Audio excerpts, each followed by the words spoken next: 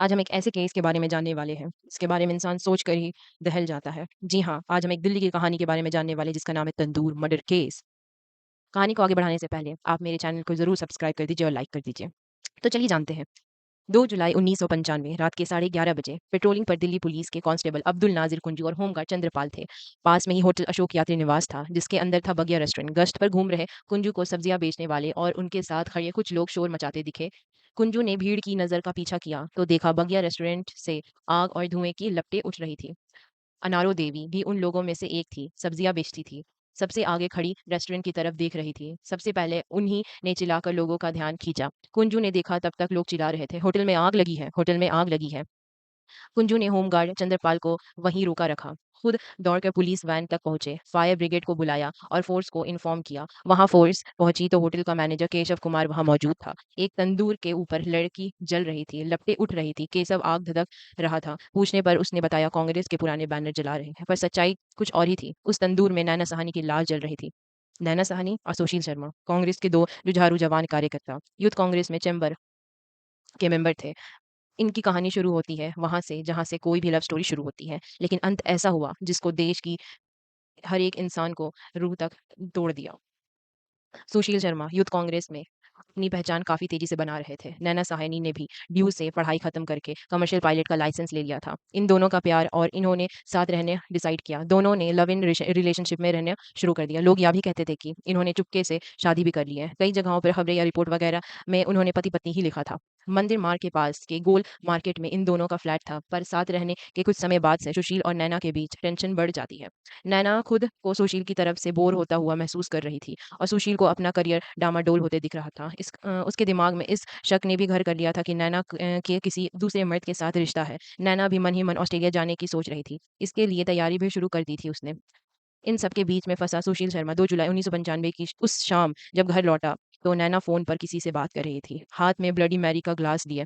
Bloody Mary vodka टमाटर का juice मिलाकर बनाती थी। नैना टोमेटो सूप में वोडका मिलाकर पीती थी। उस रात उसने पास भी वीडियो शॉप के जगदीश तनेजा को फ़ोन करके 2 फ़िल्मों के कैसेट मंगवाए थे। सुशील को देकर नैना ने फ़ोन रख दिया, ड्रिंक ऑफ़र की। तब तक वीडियो शॉप्स के प्रदीप शर्मा कैसेट देने घर आ गए। उसने घर में कुछ भी एबनॉर्मल नहीं देखा। वो चुपचाप कैसेट देखकर वहाँ से वापस चले गए।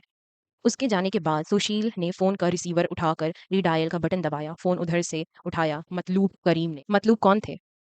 वही इंसान जिसके साथ नैना के नाजायज़ संबंध होने का शक सुशील को काफ़ी पहले से था। मतलूब का आवाज़ सुनकर सुशील का गुस्सा आपे से बाहर हो गया। सुशील ने नैना से सवाल किए। उसके अंदर का लव हर्ट हो गया था। उसने पूछा क्यों नहीं ख़त्म हुआ था ये अभी तक? क्यों नैना अभी तक उस मतलूब के नाम के इंसान से चिपकी हुई है? नैना ने ठंडा-सा जवाब दिया, इससे सुशील का कोई लेना-देना नहीं होना चाहिए। इस एक जवाब ने सुशील का खून खौला दिया। वो अपनी दराज के पास गया। उसके अंदर से अपनी पिस्तौल निकाली, 4 गोलियाँ डाली और मुड़कर एक भी सेकंड गँवाए बिना 3 गोलियाँ दाग दी। सुशील को अंदाज़ा भी नहीं था कि ये 1 सेकंड उसकी ज़िंदगी के 20 साल खा जाने वाला है। नैना के सिर और गले में 2 गोलियाँ लगीं। तीसरी गोली छिटक गई। चंद सेकंड तड़प कर नैना अपने ही खून के तालाब में उस बिस्तर पर ढेर हो गई। सुशील को पिस्तौल में एक गोली अब भी बाकी थी। वो वहीं बैठ गया। उसका दिमाग अब तेजी से चल रहा था। नैना की लाश को ठिकाने लगाना भी ज़रूरी था, लेकिन उसे पहले ये जानना ज़रूरी था कि किसी ने गोली की आवाज़ तो नहीं सुनी। सुशील ने उसी बेडशीट में नैना की लाश को लपेटा, जिस पर वो खून से लथपथ थी। फिर सुशील ने उस गटर को डाइनिंग टेबल के ऊपर रखे प्लास्टिक कवर से लपेटे दिया। बाहर आकर झाँका तो सुशील ने चैन की साँस ली। 4 फ्लोर के उस अपार्टमेंट में किसी को भनक तक नहीं लगी कि उसके बीच एक मर्डर हो चुका है। नैना मर चुकी थी, लेकिन उसकी कहानी पूरी दो देश सुनने वाला था, सिहरने वाला था। सुशील की अगला कदम था नैना की लाश को यमुना में फेंकना। खून साफ करने और कपड़े बदलने के बाद सुशील शर्मा मारुति 800 कार सीढ़ियों के पास लेकर आया और नैना की लाश को डिक्की में डाल दिया। उस समय 2 लोग ने उसे ऐसा करते हुए देखा। जगदेव सिंह दूसरे ब्लॉक के उसके पड़ोसी और अम्बा दास वो कांस्टेबल जो उस समय गश्त के पर थी। उसने सुशील को गाड़ी ड्राइव करके ले जाते हुए देखा। इन दोनों को सपने में भी अंदेशा नहीं था कि इसकी गवाही देश की सबसे बर्बर हत्या में से एक रुख बदलने वाली साबित होती है।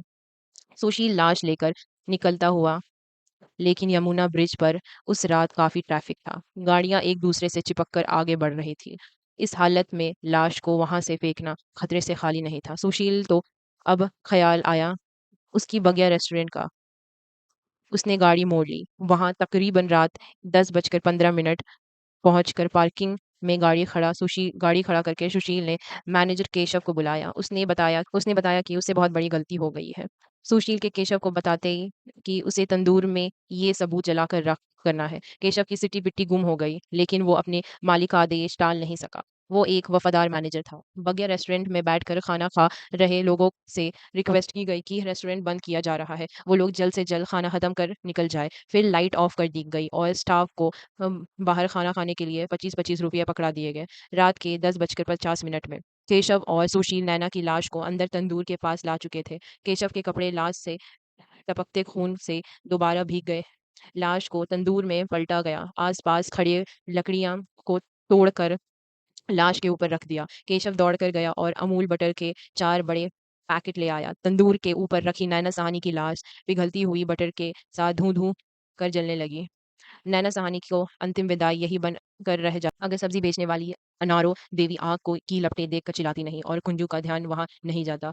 वहां पहुंचे लोगों ने केशव से पूछा तो उसने बताया कि वो कांग्रेस का कार्यकर्ता है और कांग्रेस के पुराने बैनर, पोस्टर और रद्दी पेपर जला रहा है, लेकिन मांस के जलने की बदबू ने उसकी पोल खोल दी। सुशील शर्मा वहां से भाग चुका था। तंदूर में लगी आग बुझाई गई तो तंदूर में जली हुई लाश के हिस्से और हड्डियां मिली। कुंजू ने बताया, मैं अंदर देखा तो एक लाश सुलगती हुई दिखाई दी। ऐसा लगा था कि किसी औरत की टांगे हैं जो नीचे की साइड से आधी जल रही थी। उसकी आंतें बाहर निकल रही थी।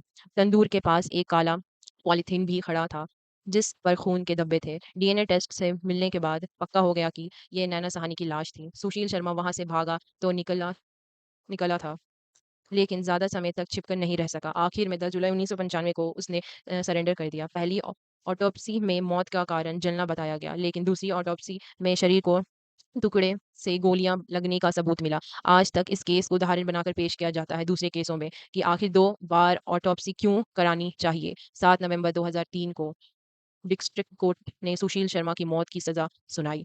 केशव कुमार को हुई 7 साल की कठिन कैद क्योंकि उसने इस हत्या के छिपाने में सुशील का साथ दिया। सुशील ने इसके खिलाफ दिल्ली हाई कोर्ट में अपील की। 19 फरवरी 2007 को हाई कोर्ट ने निचली अदालत का फैसला बरकरार रखने का निर्णय किया। फिर अपील हुई। इस बार सुप्रीम कोर्ट ने सुशील को दोषी ठहराया, लेकिन सजा उम्र कैद कर दी।